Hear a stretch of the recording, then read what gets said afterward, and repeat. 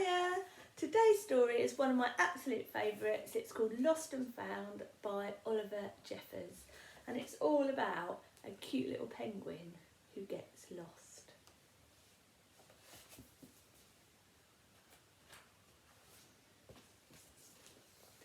Once there was a boy, and one day he found a penguin at his door. The boy didn't know where it had come from, but it began to follow him everywhere. The penguin looked sad, and the boy thought he must be lost. So the boy decided to help the penguin find its way home. He checked in the Lost and Found office, but no one was missing a penguin. He asked some birds if they knew where the penguin came from, but they ignored him. Some birds are like that. The boy asked his duck, but the duck floated away. He didn't know. That night, the boy couldn't sleep for disappointment. He wanted to help the penguin, but he didn't know how. The next morning, he discovered that penguins come from the South Pole. But how could he get there? He ran down to the harbour and asked a big ship to take them to the South Pole, but his voice was much too small to be heard over the ship's horn. So together he and the penguin would row to the South Pole. The boy took his rowboat out of the cupboard and they tested it for size and strength. They packed everything they would need and together they pushed the rowboat out to sea.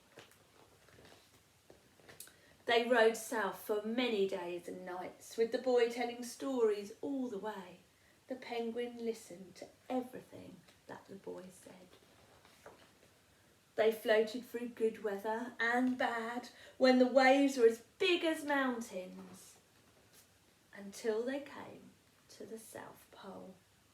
The boy was delighted, but the penguin said nothing.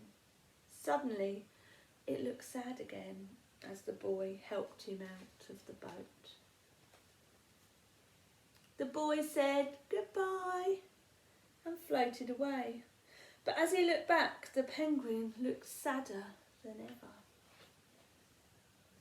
It felt strange to be on his own, and the more he thought, the more he realised he was making a big mistake. The penguin wasn't lost. He was just lonely. Quickly, he turned the boat around and headed back to the South Pole as fast as he could. At last he reached the pole again. But where was the penguin? The boy searched and searched, but he was nowhere to be found.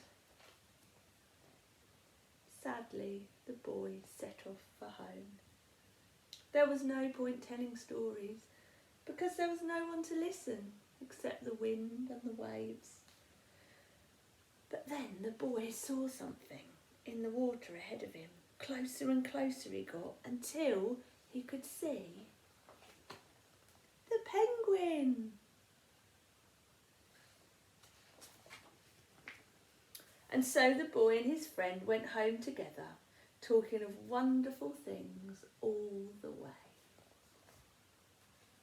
Well, I hope you enjoyed that story, and as I said before, check back tomorrow because I'm sure there'll be some more for you to listen to. Bye for now.